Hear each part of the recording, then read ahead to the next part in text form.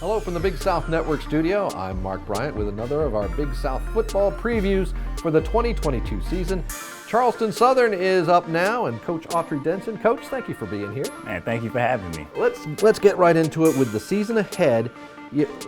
First look back, you tied for third last year. Now looking ahead, you're tied for third in this year's preseason poll. So that's sort of a status quo from those who are looking in from the outside.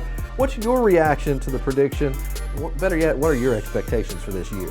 You know what, one of those things, and I know coaches say this, but I never look at the preseason polls anyway, because it's the postseason that you want to be concerned about anyway. And so to me, we can't start low enough, right, to start the season off. So I'm always pleased, or never really paying attention to it, where we start.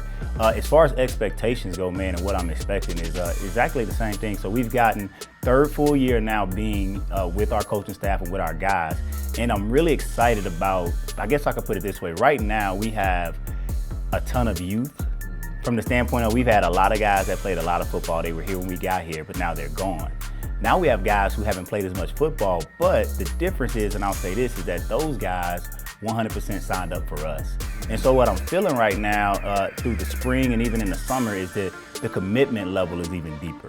And so not that our guys before weren't committed, but I like to tell our coaches, when something is forced on you, you can only commit to a certain extent. Well, some of the guys that were here before we got here, we were forced on them. The guys that are here now, although they're younger, they signed up for us. So you just kind of feel like that commitment level is a little bit deeper because they chose us as opposed to being forced on us. Sure. Okay, well let's take it to the offensive side of the ball first here. Now you've got 4 starters returning on offense, and you're going to have a new quarterback. Who's in contention for that spot, and how's the remainder of the offense shaping up? You know what, in regards to quarterback right now, they all are. Spring wasn't enough time to, kind of figure out who's going to be the guy. So we'll have a true quarterback competition going this fall. And that's pretty cool because competition brings out the best in everyone. And I know our guys are going to be mature. Whoever emerges, the other guys are going to support them, and they're going to push each other. As far as other guys on the offensive side of the ball, we have a lot of new guys. Young guys and guys who were around but just hadn't played that have been in the system. And now, man, it's really exciting to see those guys understand the why and what we do, right? And so now they got all of that stuff, but you still got to see how they react when we get in live action. So I'm confident they'll be able to perform. So I got to ask, if the quarterback's new and there's a lot of youth on offense, where's the leadership for that unit? You know what, O-line. Because we do have some guys that have played there. Moxley, our starting center, he's been there, been playing for a while, so we're going to rely on Moxley. We were blessed to get a couple of older guys transfer in, and so that's where you actually want it at, right? So I'm a running back, and everything begins in the trenches, so I actually like the fact that the leadership is coming from the O-line. Defensively, you've got 7 starters coming back, including 3 all-conference guys. So what do you see for this unit this year? How much are you going to be relying on that defense? Oh man, we live and die by the defense, and we will help them out more this year. But we're going to continue to play really good defense. If it's the Lord's will. Coach Zane Vance, our defensive coordinator, his guys, they do a phenomenal job with the culture within our own football ministry culture on that side of the ball. So the guys are very aware of the expectation, and so we're just going to continue to just ratchet that thing up and just keep pushing them to see how great they can really be.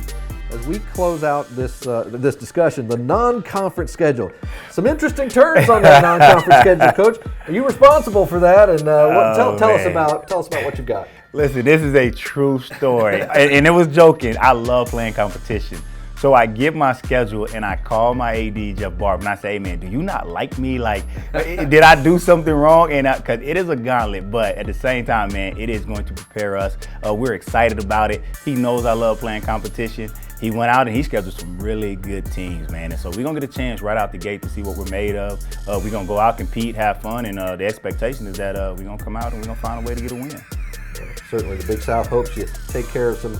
You got a former conference member in Kennesaw State out there who's going to be ranked, surely. You've got Eastern Kentucky, who's FCS power most years. Western Carolina, Furman, and a little squad called NC State. Just the Wolfpack. That's no all. Doubt. Well, we certainly wish you luck. We'll be excited to see it come out for the Buccaneers this year. And we thank you for your time watching another of our football previews here from the Big South Network studio.